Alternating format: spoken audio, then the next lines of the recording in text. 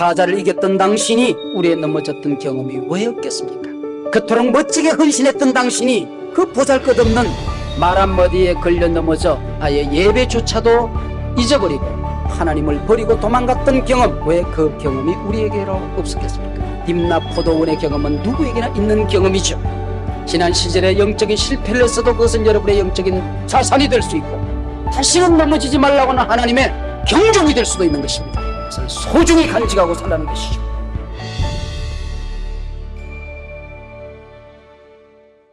구약 역사 가운데 가장 참담했던 사사시대, 그 중에서도 가장 어두웠던 시대의 사사로 부름을 받은 사람이 삼손입니다. 삼손은 태양이라는 뜻을 가진 셈쉬라는 단어에 온이라는 히브리어가 붙으면 그것이 지소사가 됩니다. 그러니까 개에 온이 붙으면 강아지가 되고 말에 온이 붙으면 망아지가 되는데, 셈쉬, 이 태양에다가 온 지소사가 붙어서 셈쉬온, 삼손이란 말이 되었습니다. 좀 작은 태양이겠죠. 태양의 한 줄기 빛, 써니보이, 한 줄기 햇빛 같은 아이, 그런 뜻을 가지고 있는 단어가 바로 삼손이라는 뜻입니다. 어둠의 땅에 한 줄기 빛이 쫙 비치기 시작할 때에 야, 빛이 비추기 시작했다. 조그마한 태양이 비춰지네.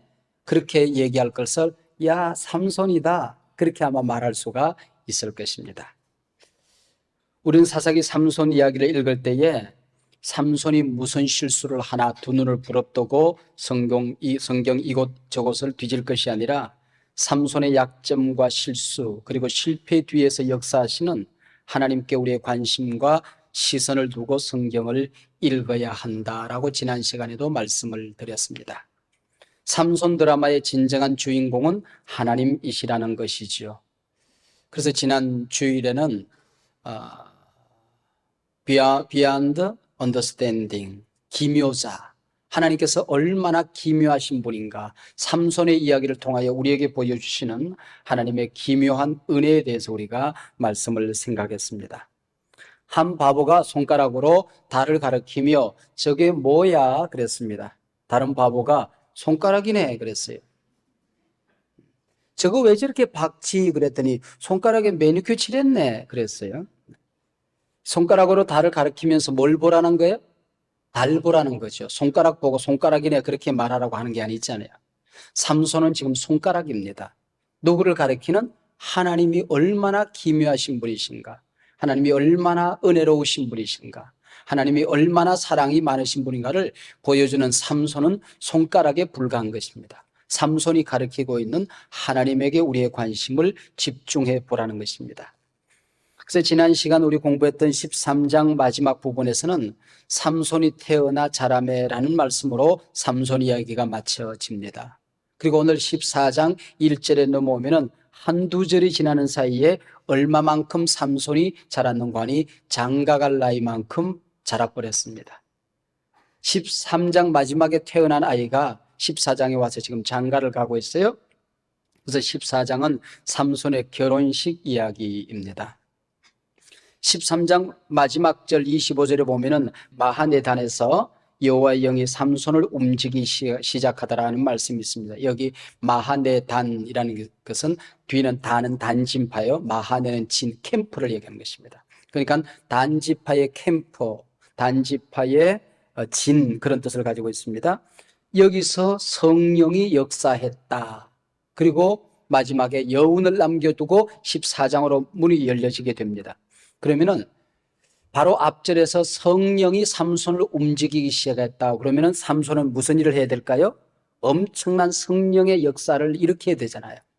근데 14장 문이 열려지자마자 무슨 일이 일어나는가 하니 이방 여인과 결혼식을 하게 됩니다. 사사가, 그것도 나실이니 성령의 역사가 나타나자마자 이방 여인과 결혼식을 했다. 이 어처구니 없는 이야기가 여러분 이해가 되어지십니까? 지금까지 대부분 사사들은 원수를 무찌르기 위해서 군인들을 불러 모으는 일로 성령의 임재와 함께 자기 사역을 시작합니다. 그러나 삼손은 이방 여인과 혼인식을 합니다. 도대체 이게 무슨 뜻일까? 그 이유가 뭘까? 성령이 움직이기 시작하자 원수의 족속 블레셋 여인과 결혼식을 하다니, 우리 14장 문이 열려지면 금방 우리를 혼란 속으로, 수많은 의구심 속으로 우리를 몰아가고 있습니다. 지난 시간에도 말씀드렸습니다. 당시 이스라엘은 중환자실에서 산소호흡기를 끼고 신음소리조차 낼 수 없는 환자가 되어 있었습니다. 영적으로 보면 당시 이스라엘 백성들은 이미 죽어 있는 족속이었다 하는 것이죠. 삼손이 나팔을 불어서 군사를 모아 보아도 지원할 사람이 없었습니다.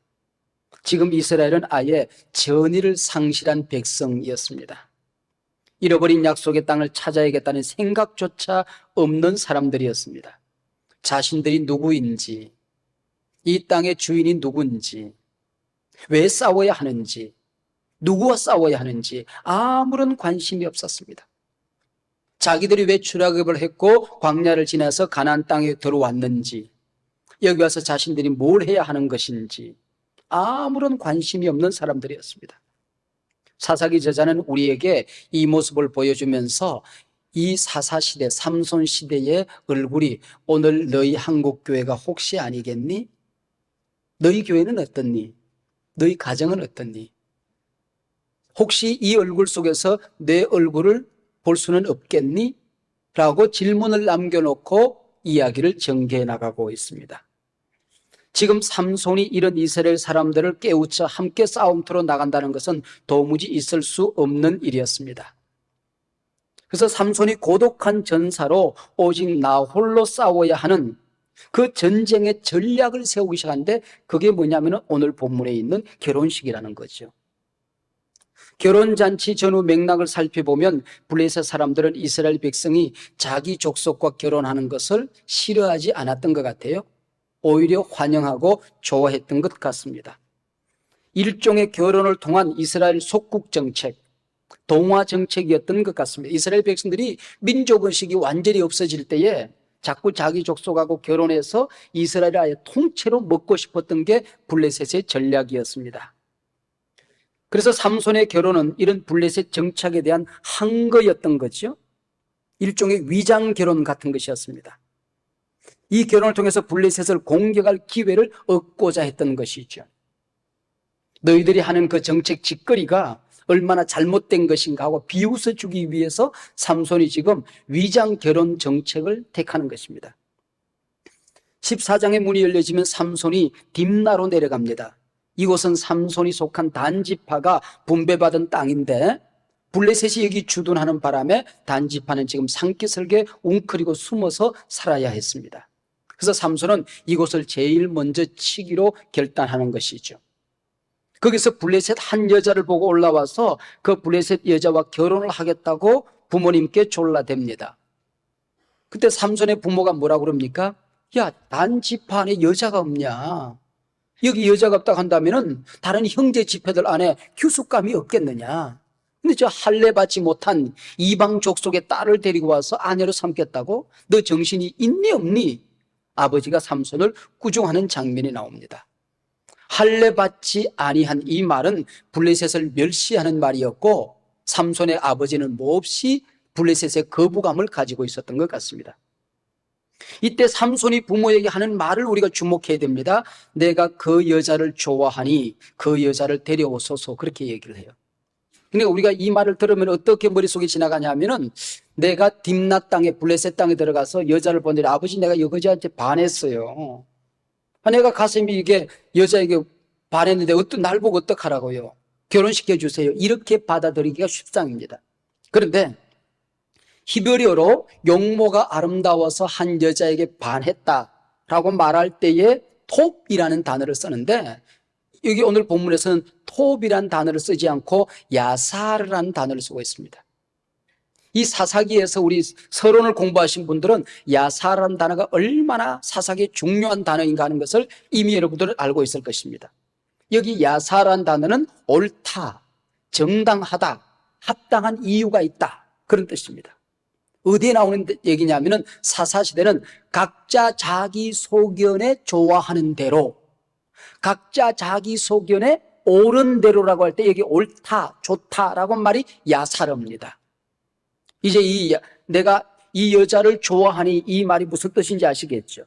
이 얘기는 무슨 얘기냐면 내가 반했다는 얘기 아니라 이 여자와 결혼하는 것이 옳습니다, 아버지. 이 여자랑 결혼해야 될 정당한 이유가 있습니다, 아버지. 아버지, 내가 이 여자랑 결혼해야 될 합당한 이유가 있는 겁니다. 아버지 데려오세요. 그 얘기입니다. 바로 이 야사라는 단어를 쓰고 있는 겁니다. 무슨 뜻일까요? 내가 히브리인으로서 블레셋 여인을 사랑하여 결혼을 하는 것이 아니라 거기에는 그만한 이유가 있다는 겁니다. 지금 내가 블레셋 여인과 혼인을 해야 하는 사사로서의 정당한 이유가 있다는 것입니다. 그게 바로 내가 이 여자를 좋아하니, 이 여자와 결혼하는 것을 정당하게 생각하니, 그런 뜻입니다. 그 정당한 이유가 도대체 무엇입니까? 결혼을 통해서 블레셋을 치겠다는 겁니다. 삼손이 철부지 사사라서, 아니면 삼손을 플레이보이라서 여성 편력을 시작한 것이라는 선입견을 가지고 지금까지 사사기를 읽었던 사람들, 수많은 다른 사사기의 설교를 들었던 사람들은 이 결혼이 전략적인 결혼이요 위장 결혼이었다는 사실을, 또 그런 해석을 받아들이는데 퍽 마음에 불편함이 있을 것이고 쉽게 여러분들은 동의가 안 될 수 있을 것입니다. 그러면 그 다음 절 14장 삼손의 결혼 사건을 해석하는 핵심 귀절이 바로 뒤에 따라 나오는데 4절입니다. 여러분 성경책을 가지신 분들은 이 4절이 대단히 중요한 해석이기 때문에, 이 14장을 해석하는 해석의 관점이기 때문에 이 나레이션을 통해서 이것을 집어넣어놓고 전체를 보도록 하는 안경입니다. 우리가 4절을 같이 함께 읽어보겠습니다. 시작. 그때에 블레셋 사람이 이스라엘을 다스린 까닭에 삼손이 틈을 타서 블레셋 사람을 치려 함이었으나 그의 부모는 이 일이 여호와께로부터 나온 것인 줄을 알지 못하였더라. 이제 이해가 되십니까? 이것이 삼손의 엉뚱한 짓에 대한 성경의 해석이요, 삼손이 지금 터무니없이 사사가 되어서 나시린이 되어서 이방 여인과 결혼하겠다고 하는 성경의 평가입니다. 이 해석은 몇 가지 사실을 분명히 하고 넘어가고 있습니다. 이때는 블레셋이 이스라엘을 다스리고 있을 때였다. 삼손이 전략 결혼을 통해서 블레셋 사람을 뭘 보고 있었다? 틈을 보고 있었다. 그의 부모는 이것을 몰랐다. 이 전략이 여호와께로부터 나온 것이었다. 이렇게 4절은 못을 받고 있습니다. 호세아 선지자가 하나님의 사랑을 보여주기 위해서 하나님의 종이 음란한 여인과 결혼을 하듯이 삼손은 하나님의 백성은 아직도 죽지 않았다. 하나님께서 이스라엘 백성들을 완전히 포기하신 것이 아니다. 이스라엘 백성들을 살려서 이 가나안 땅의 주인이 되는 것을 너희들에게 똑똑히 보여주겠다. 이것을 보여주기 위해서 삼손이 지금 가슴 아픈 위장 결혼, 전략 결혼을 하고 있다고 하는 것입니다. 이것이 바로 여호와께로부터 나온 것이다. 부모는 이것을 몰랐을 뿐이다 라고 얘기하고 있는 것이죠. 지금 이스라엘의 지파가 많으면 뭘 하고 백성이 많으면 뭘 하겠습니까? 군사로 쓸 놈이 한 놈도 없습니다. 기드온을 따랐던 300명 용사를 모을 수가 없는 안타까운 시대가 삼손 시대였다는 것이죠. 그가 할 수 있는 일은 나 홀로 전쟁터에 나서서 게릴라가 되는 길밖에 없었습니다. 그래서 삼손은 게릴라 사사라고 할 수 있습니다. 바로 그 게릴라 전략이 위장 결혼 작전이었던 게지요. 블레셋의 이스라엘 동화 정책이 먹혀 들어가자 삼손 같은 인물조차 블레셋으로 귀화하고 있구나 안심하고 있을 때 여기 딥나 땅을 칠 합법적인 이유, 틈을 보겠다는 겁니다. 삼손의 결혼식은 이스라엘은 죽지 않았다는 것을 세상에 알리는 일종의 거사 같은 것이었습니다. 이스라엘의 사람이 다 죽은 것 아니라는 것을 보여주고 싶었던 것이죠. 이스라엘은 블레셋의 속국으로 이 땅에 살다가 사라질 백성이 아님을 보여주겠다는 것입니다. 삼손 혼자 고독하게 제국주의 아래서 3.1 운동, 거사를 지금 계획하고 있는 것입니다. 이게 결혼식이라는 겁니다. 이 일이 여호와께로부터 나온 것이라고 사사기 저자는 해설합니다. 그러면 이 말이 하나님께서 이방 족속과 결혼해도 좋다는 허락을 했다는 뜻일까? 부모를 거역해도 좋다는 뜻일까?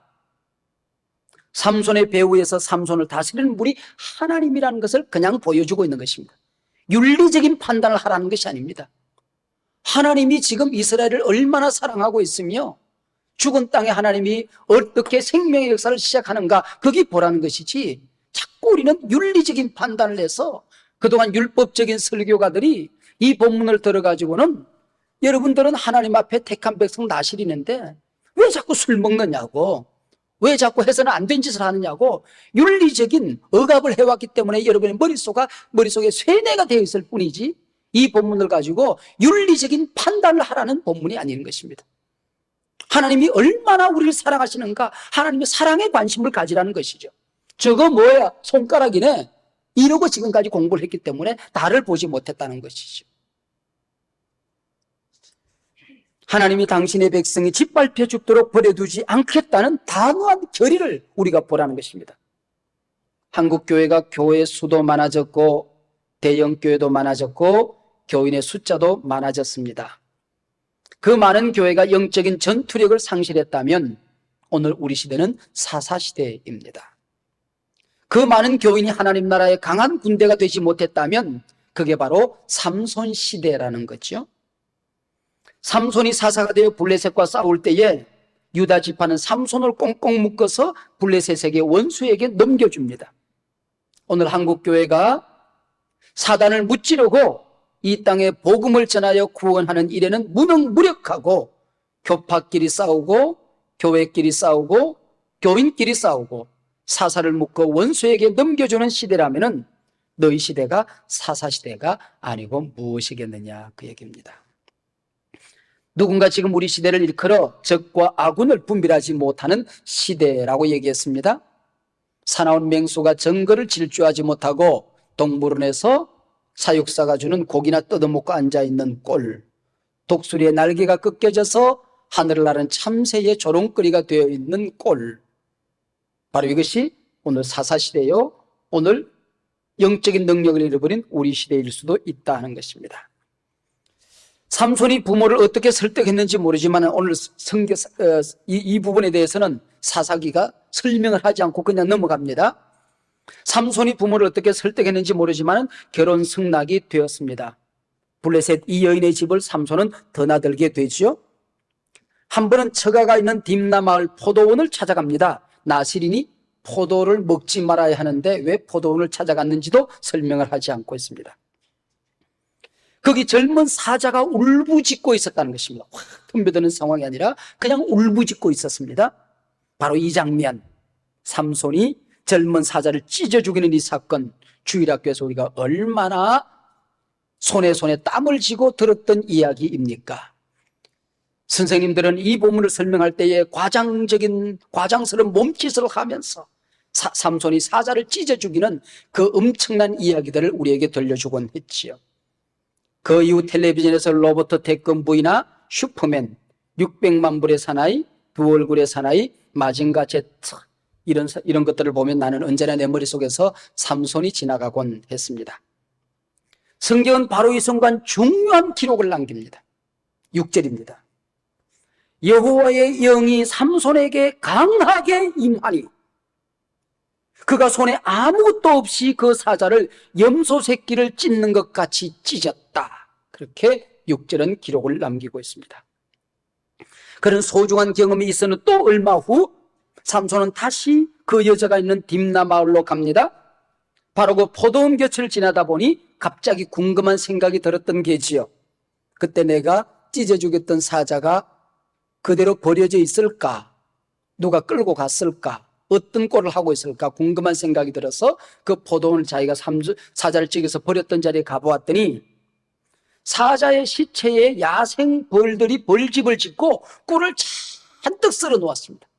그래서 손으로 그 꿀을 실컷 퍼마시고 그리고 그 꿀을 들고 사탕 까먹듯이 길을 가면서 꿀을 계속 퍼먹고 가는 거예요.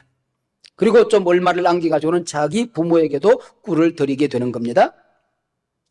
이번에 시체를 만지거나 부정한 것을 먹지 말아야 될 나시린이 사자 시체를 가까이 하지를 않나, 시체에 매달린 꿀을 퍼먹지를 않나. 사자의 시체에 벌떼가 꿀을 썰어 놓았다는 데 대해서 금방 우리는 이해가 잘 안 됩니다. 왜냐하면 벌이 썩은 시체에 부패한 그 동물에다가 벌집을 쓰는 법은 없습니다. 우리 문화로 보면 도무지 이해가 안 됩니다. 근데 사막에서는 시체가 부패 과정을 거치지 아니하고 금방 바싹 말라서 바위처럼 굳어져 버릴 수가 있다는 것입니다. 혹은 다른 짐승이 죽은 사자의 시체를 뜯어먹고 앙상하게 뼈만 남은 그곳에 그것이 나뭇가지인 줄 알고 거기다가 벌들이 집을 짓고 석청을 매달아 놓은 것으로 여겨집니다. 두 경우 중 하나입니다. 근데 오늘 본문 8절에 보면 사자의 몸에 벌떼가 그리고 꿀이 있었다고 하는 거 보면 아마 전자, 사자가 부패 과정을 거치지 않고 바위처럼 딱딱하게 굳어 있으니까 벌들이 그게 바위인 줄 알고 거기다가 바위가 생겨도 좀 묘하게 생겼잖아요. 엉성하게 이렇게 생겼으니까 그 구석구석에다가 벌집을 짓고 꿀을 저기 매달아 놓았던 거죠. 이 사건을 접하는 독자들은 해석상 혼란을 겪게 됩니다. 나시린이 포도원을 찾고 시체를 만지고 거기서 난 꿀을 먹는 이 일을 어떻게 해석해야 하는 건지, 이런 가정에서 여호와의 영이 강력하게 임하여 사자를 때려 죽였다는 것은 또 무슨 이야기인지 생각해 보십시다. 삼손의 결혼식 준비는 가슴이 설레이는 행복한 준비는 아니었습니다. 가슴 조이는 전쟁 준비와도 같은 것이었습니다. 친구들은 물론 부모도 삼손의 이 결혼하겠다는 태도를 이해해 줄 수가 없었습니다. 한편 외롭기도 하고 또 한편 가슴이 아프기도 했을 것입니다. 바로 이때 한 마리 젊은 사자를 통하여 하나님은 삼손에게 놀라운 경험을 하게 하는 것입니다. 여호와의 영이 강력하게 임했다. 여기 성령의 임재는 이 결혼 작전을 통해서 블레셋을 칠 틈을 노리는 것은 참으로 잘하는 것이라고 하는 하나님의 보증수표 같은 것이었습니다. 이 작전 가운데 하나님이 함께할 것이니 조금도 두려워하지 말라고 하는, 네가 블레셋을 칠 때에 너 혼자 치게 두지 아니하고 내가 너와 함께할 것이라고 하는 하나님의 약속 같은 것이었습니다. 그렇다면 하나님께서 나시린이 포도원을 가까이 하는 것도 시체를 만진 것도 다 인정하고 용납한 것일까? 그건 아닙니다. 그럼에도 불구하고 하나님이 삼손을 쓰고 있는 것입니다. 삼손의 혼란과 실수에도 불구하고 하나님이 기다려주고 있는 것입니다. 어쩌면 삼손이 영적으로 대단히 약해져 있기 때문에 더 강력한 성령의 역사가 필요하기 때문에 그 어떤 시대보다도 강력한 성령의 임재가 삼손에게 나타나고 있는 것입니다. 사사시대가 영적으로 어두웠기 때문에 더욱 강력한 빗줄기, 한 줄기 작은 태양 같은 삼손이 이 시대에 필요했던 거죠. 삼손이 사사로서 혼돈된 정체의식을 가지고 혼란스러운 행동을 하기 때문에 사사기를 읽는 우리조차도 혼란 속에 자주 빠져들곤 하는 겁니다. 하나님의 자녀로서 깨끗하고 정당한 삶을 살지 못했음에도 불구하고, 주님의 몸된 교회 앞에서 충성된 삶을 살지 못했음에도 불구하고 남들보다도 그동안 사업이 잘 되었습니까? 가정이 평안하셨습니까? 여러 사람들은 어려운 시대를 살아가고 있다고 하는데 여러분의 주가는 오르고 있습니까? 가족은 모두 건강하고 행복하십니까? 자녀들이 세상에서 사랑받고 있습니까? 직장에서 승승장구하며 지금까지도 안일한 삶을, 평안한 삶을 누리고 있습니까? 반드시 당신이 하나님 앞에 잘 살아서 그런 복을 받은 것이 아님을 다른 사람들은 모르지만 누구보다도 당신 자신은 잘 알고 있지 않습니까? 두려워하라는 것입니다. 감사하라는 것입니다. 하나님이 당신의 죄와 실수, 약점과 허물을 모두 인정해 준 것이라고 착각하지 말라는 것입니다. 하나님이 기다리고 계십니다. 인내하고 계시는 것입니다. 그래서 그 모든 것들이 당신의 것이 아님을 고백하고 인정하라는 것입니다. 내가 잘나서 충성스러워서 내가 하나님 앞에 거룩한 그릇으로 준비되어서 하나님이 부어주신 것 아니라는 것을, 다른 사람들은 대단하다고 여러분을 격려하고 칭찬했지만 여러분 자신은 그것이 아님을 누구보다도 잘 알고 있지 않습니까? 왜 자기를 속이면서 내가 잘나서 그 복을 받았다고 하나님 앞에서 모든 것은 용납받은 것이냐? 왜 넘어가려고 하십니까? 제 얘기가 아니라 사사기가 그렇게 얘기한다 그런 얘기예요. 내가 여러분을 꾸중하는 것이 아니라 사사기가 오늘 우리에게 그렇게 얘기하고 있는 겁니다.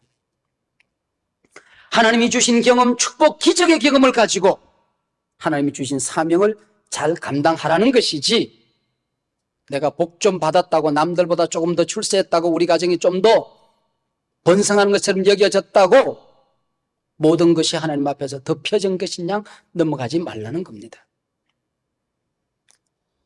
오늘 10절부터 결혼잔치가 벌어집니다. 이 잔치는 신랑 삼손이 신부집에서 잔치를 베푼 것으로 되어 있고 그렇게 하는 것이 그들의 풍습이었다. 그렇게 오늘 성경은 얘기하고 있습니다. 거기 잔치에 참여한 신랑의 친구들이 히브리 젊은이들이 아니라 한결같이 블레셋 사람으로 되어 있습니다. 나중 결혼 후에도 부인이 삼손의 집으로 가는 것이 아니라 친정집에 머물러 온 것으로 되어 있습니다. 이것을 오늘 성경은 풍습이라 그렇게 이름하는데, 당시 이러한 블레셋의 혼인 풍습을 차디카 혼인이라고 부르고 있습니다. 여기 차디카란 말은 여인, 애인, 제가 좀 더 정확한 번역을 찾아보면 현지처, 그렇게 번역할 수 있습니다. 차디카는 신부집에 지참금을 주고 부인을 데려오는 것이 아니라 혼인 후에도 신부는 친정에 살도록 되어 있습니다. 신랑은 신부집을 방문할 때마다 돈이나 선물을 가지고 오도록 되어 있습니다. 공인된 현지처 같은 것이 오늘 삼손의 결혼입니다. 삼손의 부인으로 선택된 이 여인을 사사기 14장은 줄곧 처녀라는 말을 한 번도 쓰지 않습니다. 여자라고 쓰고 있습니다. 원문에서는 처녀 베툴라라고 되어 있는데, 베툴라가 아니라 주로 결혼한 여인을 가리키는 여자, 이슈아라는 단어를 쓰고 있습니다. 아마 이 여자는 과부나 이혼녀가 아닌가 그렇게 생각이 되어집니다. 그리고 신랑의 잔치 친구로 30명이나 초대된 것으로 보면 딥나 마을에서 대단히 영향력이 있는 집안이었던 것 같습니다. 삼손은 그 여인을 찍습니다. 결혼 같지 않은 결혼식이죠. 신부 같지 않은 신부였죠. 친구 같지 않은 친구들. 그래도 삼손에게는 비교적 든든한 후원군이 될 만한 처가댁의 백그라운드, 합법적인 시비거리가 생겨서 한판 붙게 되면 그럴듯한 싸움판이 될 만한 상황을 삼손은 설정해 간 것입니다. 결혼잔치에 흥이 달아오르고 절정에 이를 무렵 삼손이 싸움판을 준비합니다. 수수께끼를 내면 맞추는 게임이었죠. 이것 또한 잔치집에서 흔히 있을 수 있는 풍습이었습니다. 그런데 삼손은 수수께끼 상급을 엄청나게 크게 걸어서 도박판이 되게 하는 것입니다. 마침내 그것이 시비와 싸움으로 이어질 것을 기대한 것입니다. 배옷 30벌, 겉옷 30벌. 여기 배옷이라고 되는 것은 아주 고운 비단결 같은 속옷을 얘기하고, 겉옷은 집집마다 한 벌 정도, 잔치나 아니면 중요한 모임 있을 때 입고 갈 수 있는, 요즘으로 말하면 한 벌, 단벌 신사의 정작 예복 같은 복을 얘기하는 것입니다. 그거 30벌. 모인 덜러리 친구 30명의 겉옷과 속옷을 발가벗겨서 쫓아보내겠다는 삼손의 전략이 이것 속에 숨어있는 겁니다. 신랑이 덜러들이나 마을 사람들을 무작정 때려 죽일 수는 없잖아요. 그러나 이 수수께끼를 결국은 알아맞추지 못하게 될 것이고, 그래서 옷을 벗어라, 못 벗는다. 장난한 것 가지고 왜 이러냐? 무슨 장난이냐? 게임은 게임이다. 비겁하게 굴지 마라. 이래서 30명 친구들이 발가벗고 벗은 채로 폭동을 일으키게 되고, 결국 싸움을 격하게 만들어서 일순간에 그들을 때려 죽이겠다는 계산이 삼손에게 깔려있는 거죠. 일종의 정당방위 상황을 만들겠다는 것입니다. 합법적인 싸움으로 몰아가겠다는 것이죠. 자, 14절에 이제 수수께끼 문제가 나옵니다. 근데 참 모호해요. 수수께끼는 원래 질문이 모호합니다. 그러나 그 해답을 알고 나면 명쾌해지죠. 그래서 사람들은 즐겁고 신선한 충격을 얻으면서 깔깔대고 웃을 수 있는 게 수수께끼입니다. 그러나 삼손의 수수께끼는 대답을 듣고 나면 대답이 질문보다도 더 애매모호해집니다. 수수께끼는 이게 뭐게 이러고 질문을 하면 대답하는 사람이 그건 이거다라고 서술 형식으로 되어야 되는데, 삼손의 수수께끼는 질문이 서술문으로 되어 있고 대답이 오히려 질문 형식으로 되어 있습니다. 이 수수께끼는 보편타당한 것이어야 되는데 삼손의 수수께끼는 자기만이 경험했던 내용을 가지고 수수께끼라고 던집니다.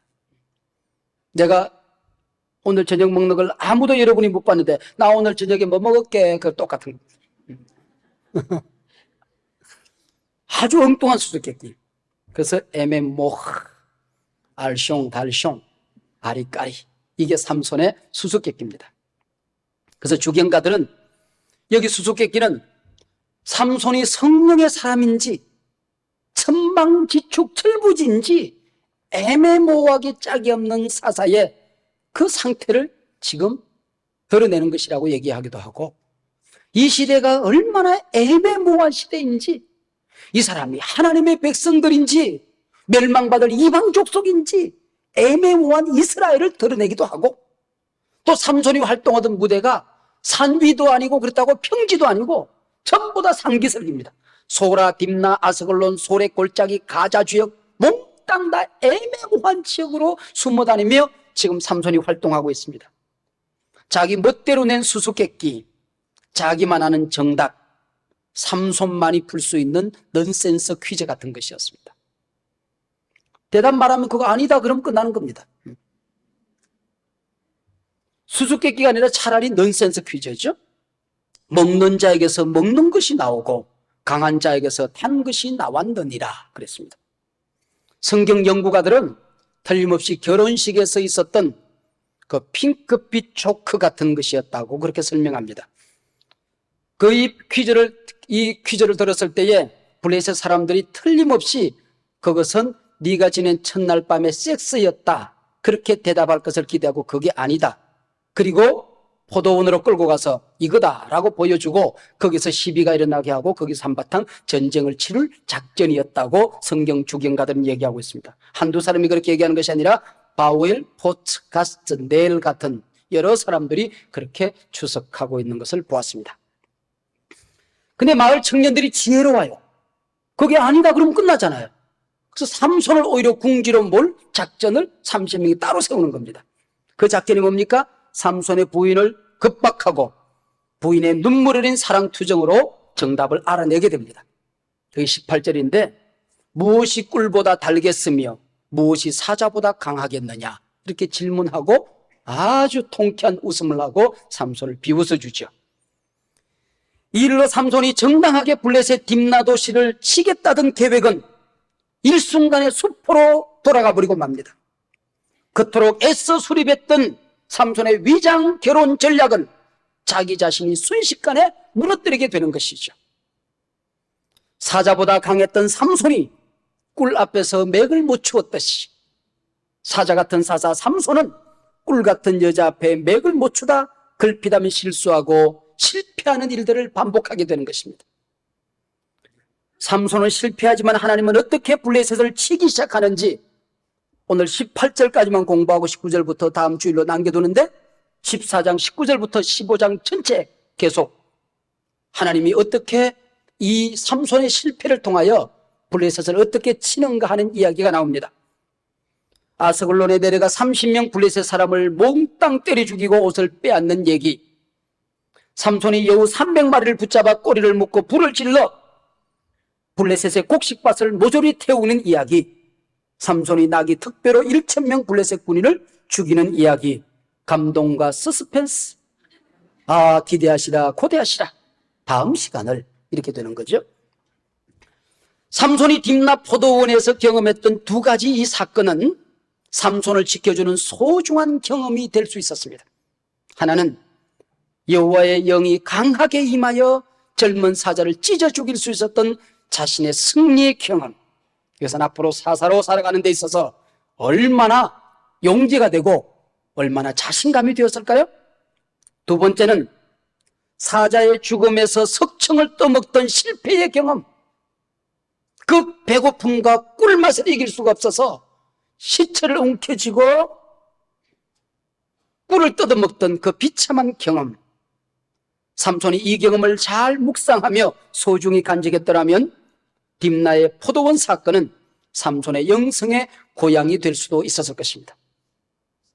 평생 자기를 지켜주는 믿음의 승리 행진을 가져다주는 영혼의 오아시스가 될 수 있었을 것입니다.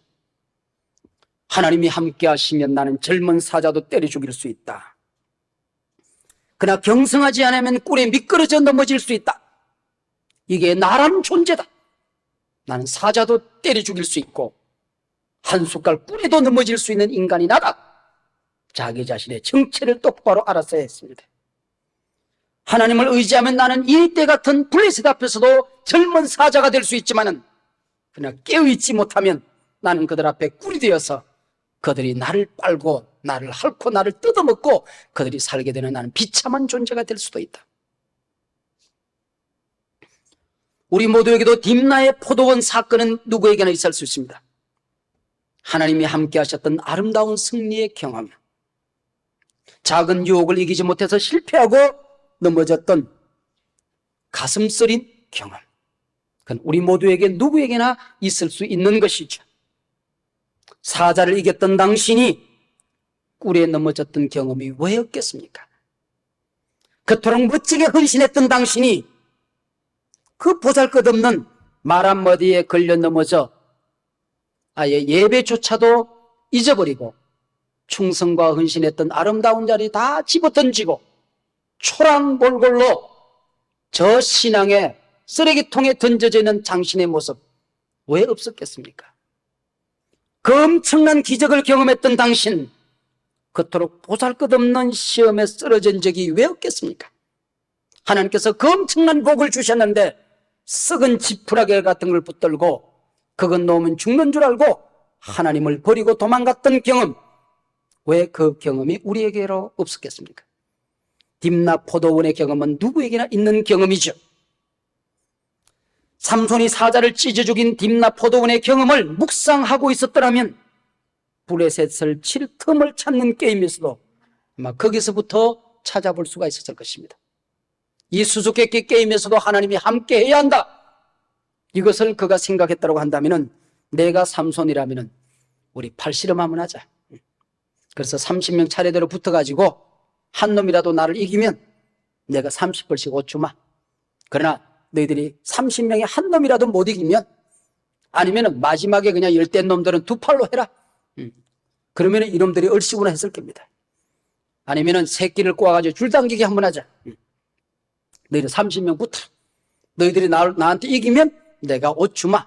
아마 이런 게임을 했더라면 꼼짝없이 그들을 칠 수 있었을 터인데 엉뚱한 하나님께서 주셨던 그 소중함을 노리겠거리로 하나님이 주셨던 그 영적인 아름다운 임재의 경험을, 성령의 강력한 그 역사의 아름다웠던 경험을 노리개감으로 전락시키는, 우스갯소리로 전락시키는 이 삼손의 철부지 어처구니를 우리가 보게 되는 것이죠.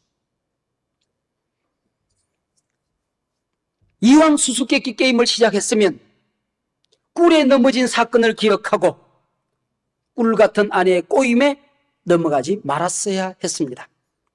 삼손은 지금 하나님이 주신 성공의 경험도, 자신이 겪었던 실패의 경험도 소홀히 하다가 또 다른 실패를 겪게 되는 것입니다. 지난 시절에 영적인 실패를 했어도 그것은 여러분의 영적인 자산이 될 수 있고, 하나님의 복을 받았어도 영적인 자산이 될 수 있고, 기적을 체험했어도 평생 하나님이 나와 함께 한다는 약속의 보증수표가 될 수 있고, 꿀에 미끄러져서 넘어졌던 초라한 내 신앙의 경험이 있다고 할지라도 다시는 넘어지지 말라고 하는 하나님의 경종이 될 수도 있는 것입니다. 그것을 소중히 간직하고 살라는 것이죠. 이 엄청난 삼손의 실패를 하나님이 어떻게 만회하시는지 다음 장이 우리를 기다리고 있습니다. 하나님이 삼손의 실패를 뛰어넘어 하나님은 멋지게 만회를 준비하고 있습니다. 함께 일어나 찬양하겠습니다.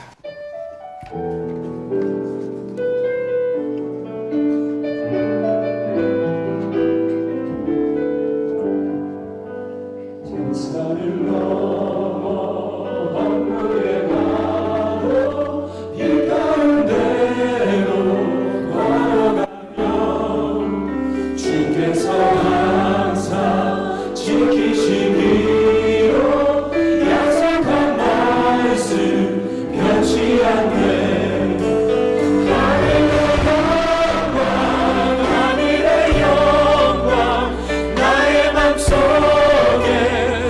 차고도 넘쳐 할렐루야를 힘차게 불러 영원히 주를 찬양하리. 캄캄한 밤에 다닐지라도 주께서 나의 길 되시고 나에게 밝은 빛이 되시니 길 잃어버릴 염려 없네.